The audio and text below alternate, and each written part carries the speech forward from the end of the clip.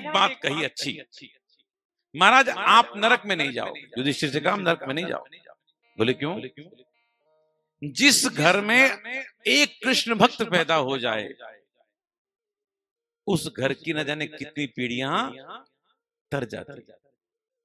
या किसी घर में भागवत की कथा हो जाए न जाने कितनी पीढ़ियां तर जाती। इसलिए भागवत का भी बहुत महत्व है। ब्राह्मण कहते हैं तस्मान् नाम्ना विष्णुरातो इति लोके प्रियश्रवा भविष्यति न संदेहो महाभागवतो महान। ये जो बालक है ना इसका नाम होगा विष्णुरात। और ये महाभागवत होगा। देखो भागवत किसे कहते हैं? भागवत उसे कहते हैं साधारण व्यक्ति से दीक्षा ले उसको भागवत कहते हैं। जिसको स्वयं गोविंद दीक्षा दें उसको महाभागवत कहते हैं। ये बालक महाभागवत होगा। कुछ समय और बीता, श्री विदुर जी महाराज आए। श्री विदुर जी महाराज आए। ध्यान दो, थोड़ा थोड़ा आगे आ जाओ, थोड़ा थोड़ा आगे आ जाओ, आगे आ जाओ। अरे हिलना नहीं है, आगे आना है। हिल रही है बैठी बैठी, आगे थोड़ा आओ भैया।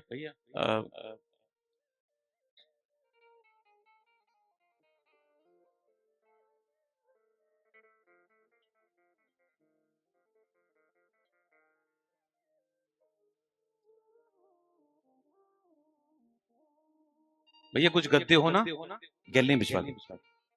गैलरी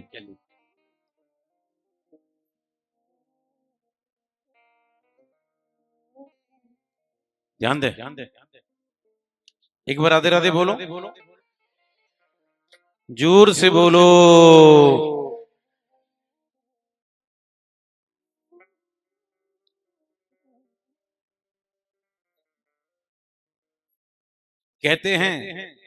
कहते हैं श्री विदुर जी महाराज आए और विदुर जी ने धृतराष्ट्र को शिक्षा दी।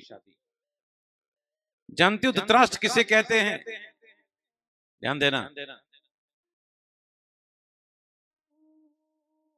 जिसके अंदर से,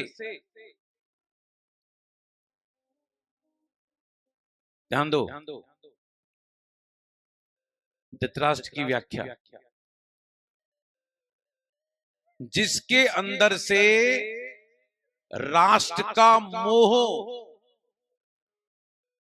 नहीं निकला हो उसको धृतराष्ट्र कहते हैं।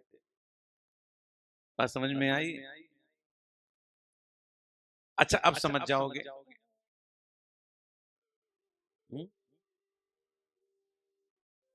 अब ठीक है, गद्दा मिल गो। यूं बेचारी उचक उचक के देख रही यूं करके। हमने कहा कोई बात नहीं, गद्दा लगवा दे इनकी ताई। ध्यान दो, अगर घर में 3-4 भाई हों तो जो 2-3 छोटी होती ना वो एक हो जाती। एक कहती है भाई साहब को बोलियो ना हमारा हिसाब कर दें, जो हमारा हिस्सा आता हमको दे दें, हम चले जाएंगे अपना हिस्सा लेकर। तो ये कहती है उनसे कहना बेकार है, वो तो धृतराष्ट्र बने बैठे हैं। बोलो राधे राधे। परिवार में बोलते नहीं बोलते हम लोग। तो धृतराष्ट्र का अर्थ यह है कि जिसके अंदर से राष्ट्र का मोह नहीं निकला हो उसको धृतराष्ट्र कहते हैं। उपदेश देकर साथ में ले जाते हैं। समय बीतता है आगे। एक दिन की बात, युधिष्ठिर बैठे हुए हैं, उनके पास में भैया भीम बैठे हुए हैं। भीमसेन के हाथ पर हाथ रख के युधिष्ठिर ने कहा भैया भीम आजकल मुझे कुछ अच्छा सा प्रतीत नहीं हो रहा। मुझको अपना प्रतिबिंब शीशे में धुंधला दिखाई दे रहा है। ऐसा लगता है गैयाओं के थनों से दूध रक्त टपक रहा हो। देवताओं की मूर्ति मुझको मलिन लग रही है। और एक तरफ अर्जुन है, जिनको गए हुए द्वारका आज 6 महीने से ऊपर हो गए, अभी तक अर्जुन लौट कर नहीं आए। बात नहीं करें। अर्जुन आए, अर्जुन के वस्त्र मलिन हो रहे थे, केश बिखरे हुए थे, मुख पर तेज नहीं था। युधिष्ठिर ने कहा, अर्जुन तुम्हारे मुख का तेज कहां चला गया? जय जय।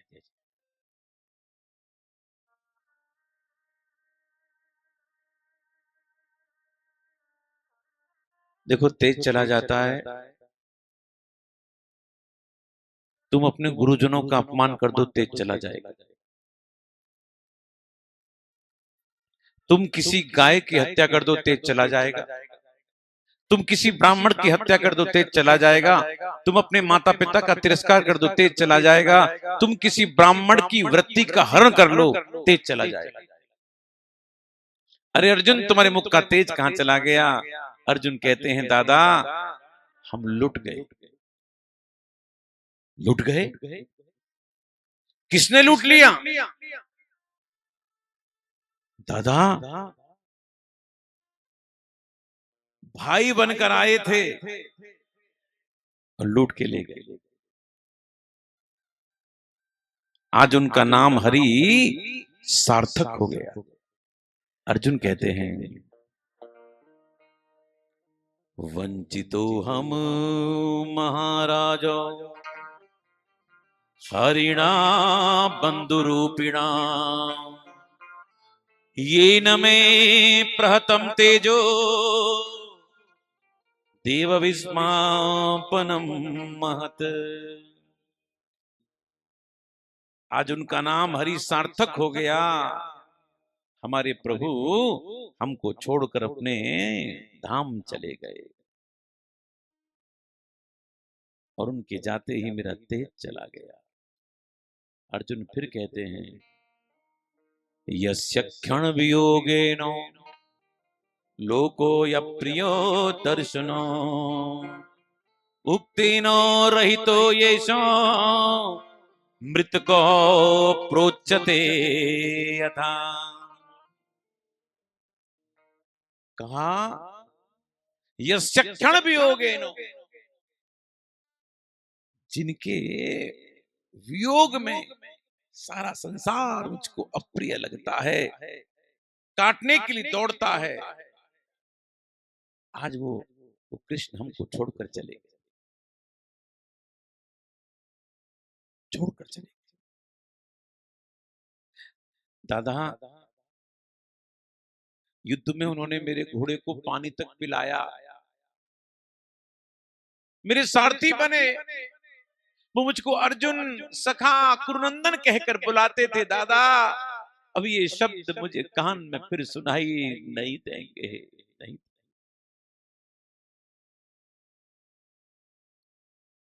उन्हीं की आज्ञा से उनकी पत्नियों को लेकर आ रहा था, रास्ते में लूट लिया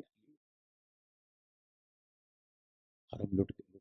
समय समय बलवान है, नहीं मनुष्य बलवान, काबे अर्जुन लूटियो वही धनुष। बंधुओं ये समय है ना, व्यक्ति का एक सा नहीं रहता। आपने कभी हार्ट की चेकिंग की रिपोर्ट देखी? क्या बोलते हैं उसको? ईसीजी। ईसीजी की रिपोर्ट कभी देखने का मौका मिला? कैसी होती? ऐसी होती है ना। यही जीवन है, up and down, up and down, up, यही जीवन है, यही जीवन। एक समय ऐसा था जब चलते थे ना, उनके साथ सैकड़ों लोग संग चलते थे। और एक समय मैंने ऐसा भी देखा है कि स्टेशन पर अपना बैग लेकर खुद ही भाग रहे। एक समय वो भी था, ध्यान दो भैया, आप कर लेंगे अपना काम कर। एक समय वो भी था जब भोजन करने बैठते थे तो उनके हाथ घी से सने होते थे। और एक समय वो भी मैंने देखा है कि दो समय की रोटी भी ढंग से नहीं मिली। बंधुओं, राम कृष्ण का जीवन एक सा नहीं रहा। राम कृष्ण का जीवन एक सा नहीं रहा। तो हम किस खेत की गाजर है, मूली है। कभी तुम लोग बदलोगे नहीं, है ना? वही मूली में पड़े हुए। क्या है हम खेत की गाजर। अब मत बोलना कि मूली।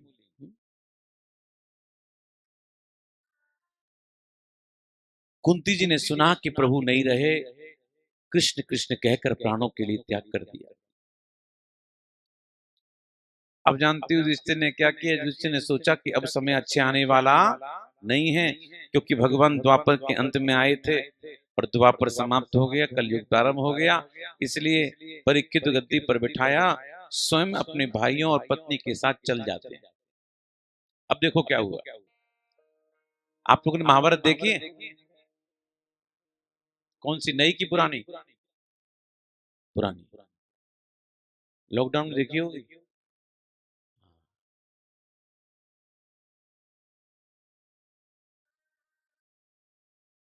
महाभारत अगर आपने देखी हो, अगर थोड़ा सा भी याद हो या महाभारत पढ़ी हो, सुनी हो, तो महाभारत में कथा आती है जब पांचों पांडव जब गए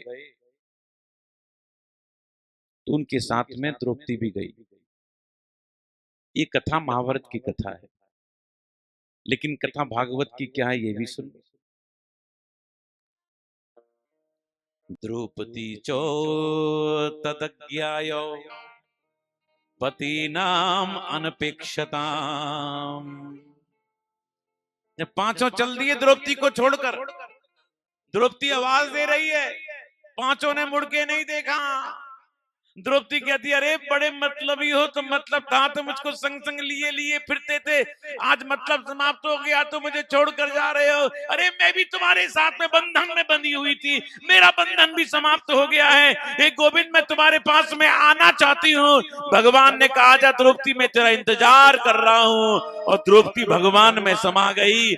ये कथा भागवत की कथा है। क्या प्रमाण है?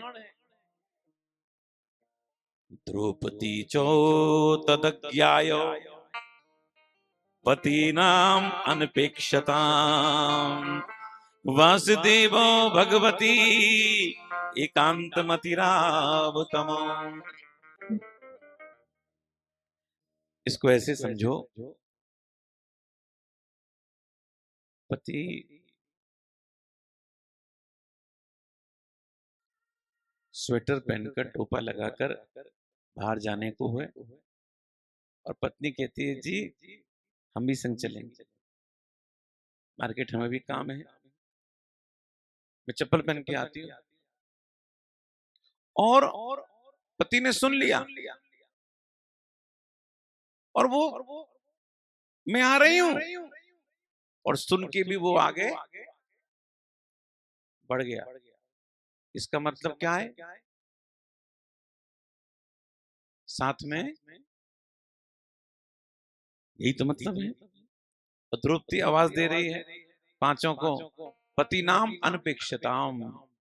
और आज पतियों ने देखकर भी अनदेखा कर दिया, सुनकर भी अनसुना कर दिया, और द्रौपदी भगवान में समा गई। ये कथा भागवत की कथा। अब परीक्षित गद्दी पर बैठे। परीक्षित के कई पुत्र हैं।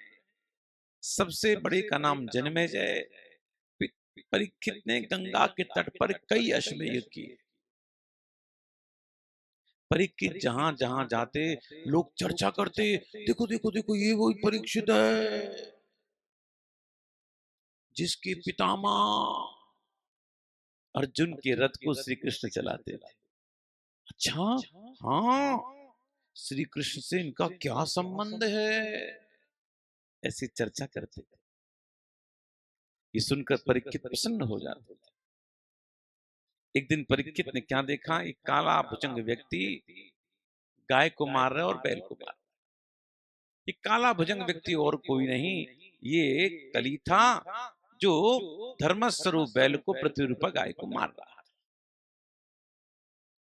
परीक्षित देखा कि हमारे राज्य में कली ने प्रवेश किया, उठाया धनुष बाण मारने के लिए। कली ने कहा महाराज मुझे मत मारो। कली को रहने के लिए 4 स्थान दिए, द्यूतम पानम स्त्रिय सूनो। द्यूतम जहां जुआ हो वहां रहो, द्यूतम पानम मदिरालय में रहो, वैश्यालय में रहो, और जहां गाय काटी जाती हैं। कली ने कहा महाराज चारों चीजें आपके राज्य में नहीं, ना आपके राज्य में जुआ है, ना गाय काटी जाती है, ना मदिरालय है, ना वैश्यालय है। बोले फिर हम कहाँ जाएं? तो कहा ठीक है, आज के बाद तुम्हारा स्थान स्वर्ण में होगा, सोने में होगा। धर्म की स्थापना कर कर पृथ्वी को सांत्वना देकर महाराज परीक्षित महल में लौटकर चले आए। एक दिन की बात, परीक्षित ने सेवकों से कहा एक काम करो, कोष खोलो, कोष खोलकर बढ़िया मुकुट निकालो, बढ़िया मुकुट निकालो।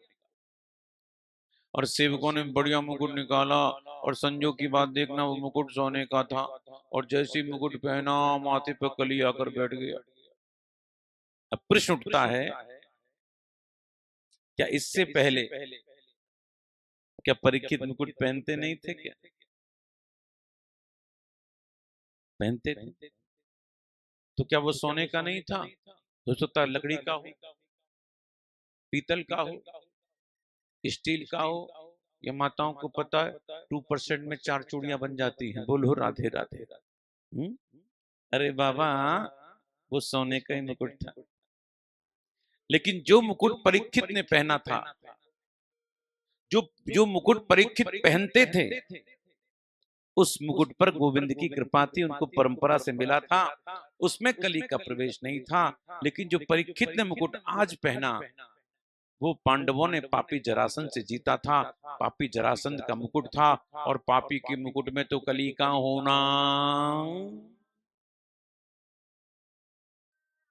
देखो, हर सोने में कली का प्रवेश नहीं होता। हाँ, आप कहोगे किस में नहीं होता? देखो, जो सोना, आजकल की भाषा में समझाऊं, जो सोना जीएसटी देकर खरीदा जाता है, उस सोने में कली का प्रवेश नहीं होता। बोलो राधे राधे। और जो छोटी सी कागज की पर्ची पे लिया जाता है,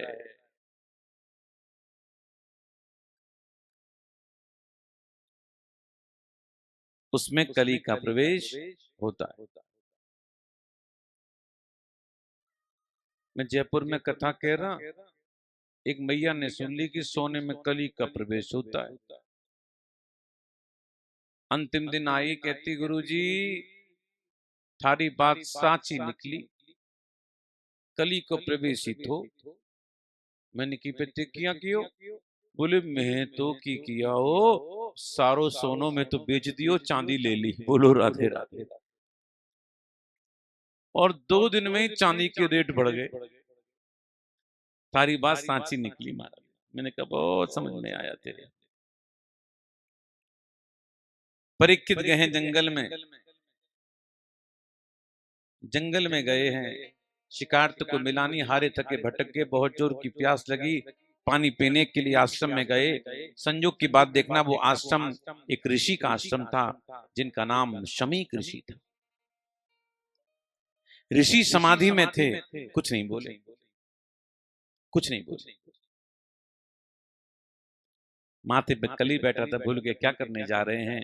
वहां सर्प मरा पड़ा था, उसको उठाया ऋषि, गले में डाल गया और डालकर महल में आकर जैसे मुकुट उतारा, सारा दृश्य उनके नेत्रों के सामने गुजरने लगा। ये मैंने क्या कर दिया, ऋषि का मैंने अपराध कर दिया। दुखी हो गए, दुखी हो गए।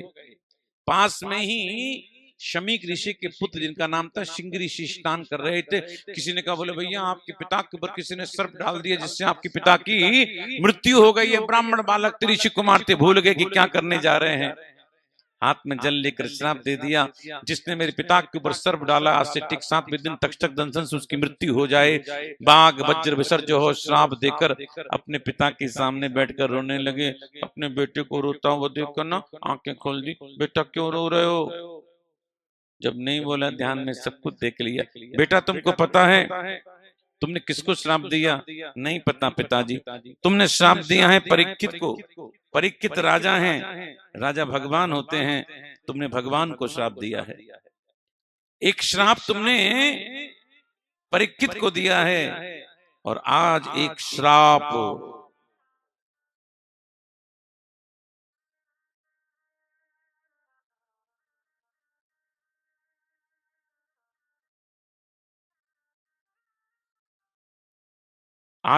सारी ब्राह्मण जाति को। हे ब्राह्मणों, मैं श्राप देता हूं, आज के बाद तुम्हारे अंदर श्राप देने की सामर्थ्य समाप्त हो जाए।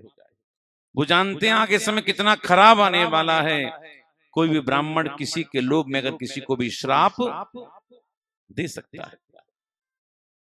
कहां ब्राह्मण श्राप नहीं दे सकता, ब्राह्मण आशीर्वाद दे सकता है। ब्राह्मण का आशीर्वाद बहुत फलता है। लेकिन एक बात और कह दी, किसी ब्राह्मण को सताया जाए, ब्राह्मण के दिल को दुखाया जाए, ब्राह्मण की वृत्ति का हरण किया जाए, ऐसा ब्राह्मण किसी के लिए अगर बुरे वाक्य बोल देता है तो भैया वाक्य किसी श्राप से कम भी नहीं होते। परीक्षित को सूचना मिली कि उमरने वाले हैं। परीक्षित ने अपने बेटे को गद्दी पर बैठाया, जन्मेजय को सबको छोड़कर गंगा के तट पर अवस्थित हो गए।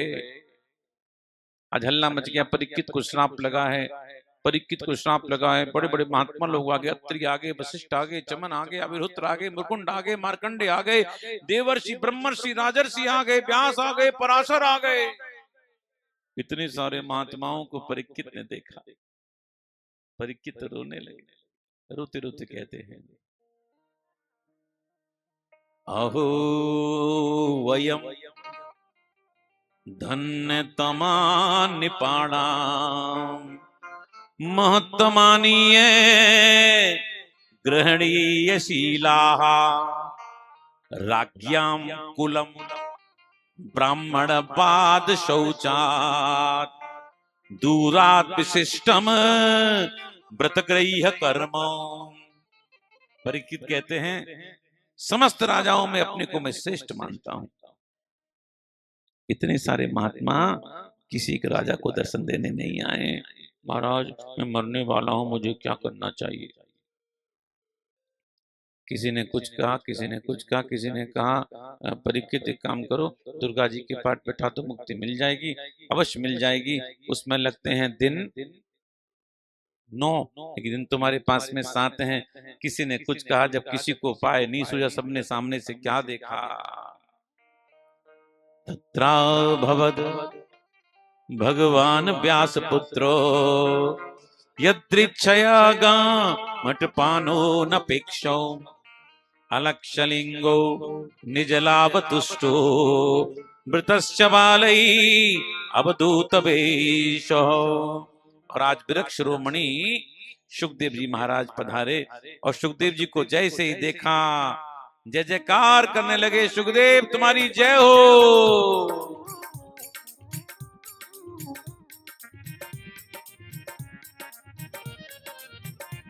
सुखदेव तुम्हारी जय हो गे, सुखदेव तुम्हारी जय हो गे, गुरुदेव तुम्हारी जय हो गे, गुरुदेव तुम्हारी जय हो गे, सुखदेव तुम्हारी जय हो गे, सुखदेव तुम्हारी जय हो गे, गुरुदेव तुम्हारी जय हो गे, गुरुदेव तुम्हारी जय होवे, सुखदेव तुम्हारी जय होवे, सुखदेव तुम्हारी जय होवे।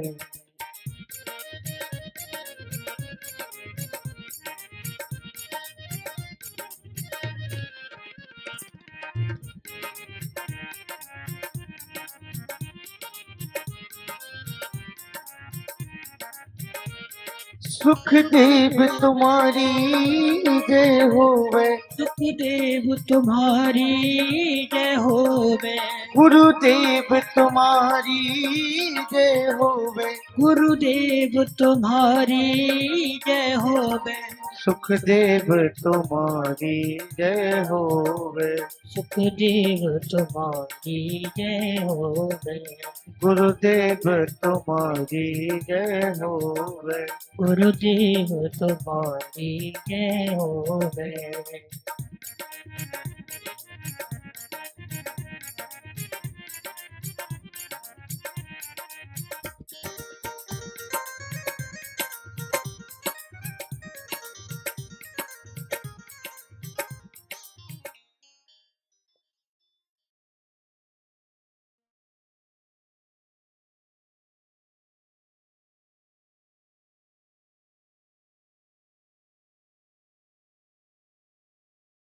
आनंद टीवी से जुड़ने के लिए आप हमें व्हाट्सएप करें 9277395752 पर।